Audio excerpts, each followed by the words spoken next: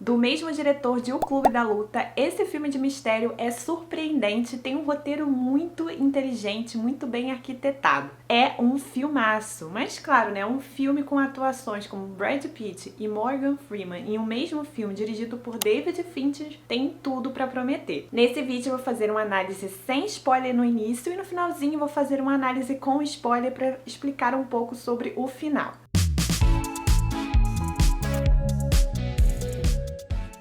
Olá pessoal, meu nome é Renata Faria, sejam bem-vindos de volta ao meu canal e hoje eu falo sobre esse filmaço Seven, Os Sete Pecados Capitais, que na verdade não fui eu que escolhi esse filme, eu tinha colocado lá na aba comunidade uma enquete e esse filme foi indicado aqui por um inscrito, o Eduardo, e o filme acabou ganhando nas votações. Eu amei a recomendação, eu não havia assistido a esse filme e eu me surpreendi, gente, vale muito a pena você assistir. Você pode até terminar e não gostar, o que eu acho muito difícil, mas do ponto de vista subjetivo isso pode até acontecer, mas é inegável que analisando o filme de forma mais técnica, mais objetiva, é um filme muito bem feito. Nesse caso eu gostei tanto analisando de uma forma mais subjetiva, de acordo com os meus gostos pessoais, mas também objetivo. Foi um mistério que me intrigou do início até o final, e o final então, que surpresa! E se você ainda não está inscrito no canal, te convido a se inscrever aqui para você ficar por dentro dos filmes e séries. 3 vezes por semana eu trago novidades aqui pro canal. Em Seven, Os Sete Pecados Capitais, vai narrar a história de Mil, interpretado pelo Brad Pitt, que havia sido transferido de um departamento, de uma delegacia que ficava no interior de uma determinada capital. Ele foi transferido para o mesmo departamento onde estava também o delegado Somerset, interpretado pelo Morgan Freeman. Esse delegado Somerset, ele estava prestes a se aposentar na próxima semana, mas antes ele ficou responsável por esse caso que estava atormentando a cidade. Eles descobriram que estava ocorrendo várias séries de assassinatos e que estava seguindo uma ordem dos 7 pecados capitais. Então, a autoria desses delitos era de uma pessoa muito bem inteligente, porque ela havia estudado profundamente como funcionava tudo isso, e ela parecia até ter lido o livro de Dante, um capítulo que falava sobre os 7 pecados capitais. Então esses crimes foram muito bem arquitetados. Então ele não era um cara que fazia isso de forma aleatória. É uma narrativa que te prende porque você fica curioso para saber quem é que está por trás de tudo isso, já que ao longo do filme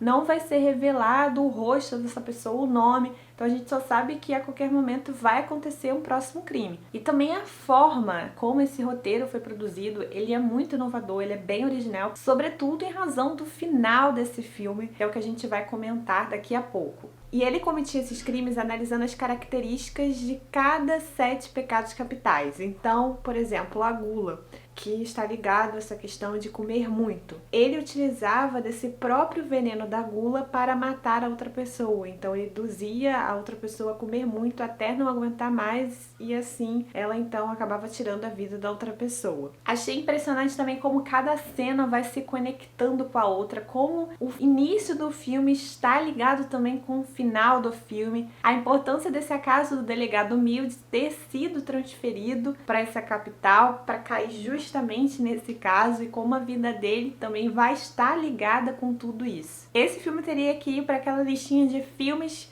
que você precisa assistir antes de morrer. Esse é um clássico atemporal que fala de temas muito pertinentes para o que a gente está vivendo agora, né? Esse mundo de ganância, em que a gente está sempre querendo mais e mais poder, mais dinheiro, é algo que sempre vai acompanhar a humanidade. Na verdade não é de agora, mas vai ser de sempre. Chegamos aqui na parte com spoilers, então se você ainda não assistiu ao filme, recomendo você pausar esse vídeo, ver o filme e depois volta aqui pra gente discutir sobre esse final. Comentando aqui então brevemente sobre o final, o que havia dentro da caixa. Esse realmente é um mistério que vai abrir margem para vários debates. A gente pode pensar que dentro da caixa havia de fato a cabeça da esposa de Mil, mas também poderia ser a cabeça de um cachorro, só que pela expressão do detetive Somerset, a gente vê que ele fez uma expressão bem assustadora, como se algo de ruim tivesse acontecido. Provavelmente aconteceu a morte da esposa do Mill. Por quê? Porque ele queria que esse seu plano fechasse então com o Mill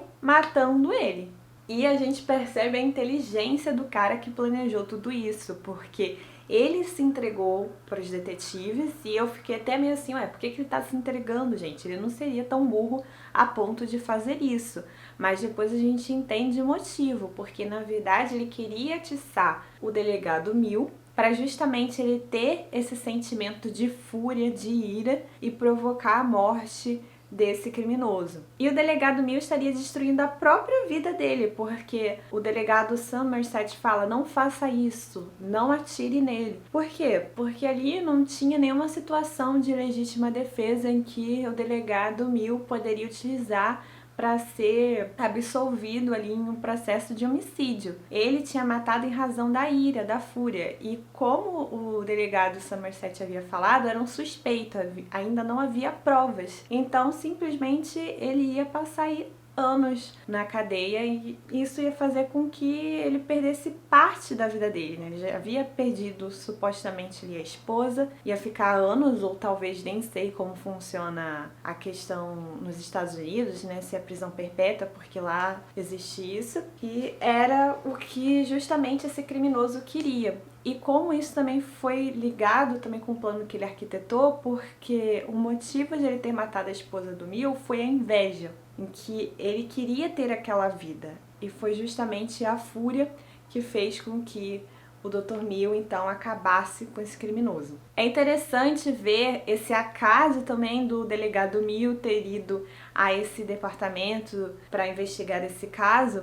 E no início do filme, quando aparece a esposa do delegado Mill, eu achei que fosse algo mais aleatório, assim, mais para mostrar que ele tinha uma família e tudo mais. Só que a gente vê a importância dessa esposa no final do filme. Então, como tudo está bem conectado, tudo está muito coerente. Essa é a teoria que eu acredito que justamente havia ali a parte do corpo da esposa do Mill, mas também a gente pode pensar que havia essa cabeça de cachorro e que na verdade esse criminoso só queria mesmo atiçar simplesmente a fúria a partir desse vazio, dessa incerteza. Ele queria justamente provocar o Mill e a gente vê que o delegado Mill está simplesmente tomado ali pela fúria e claro, né, porque esse criminoso falou cada atrocidade pra ele que era muito difícil uma pessoa conseguir manter ali a sua capacidade racional naquele momento e não fazer absolutamente nada. E mesmo depois, após ele ter disparado contra esse criminoso uma vez, ele começou a realizar uma série de disparos porque ele ainda não estava satisfeito. Então, o que comprova como ele não vai conseguir sair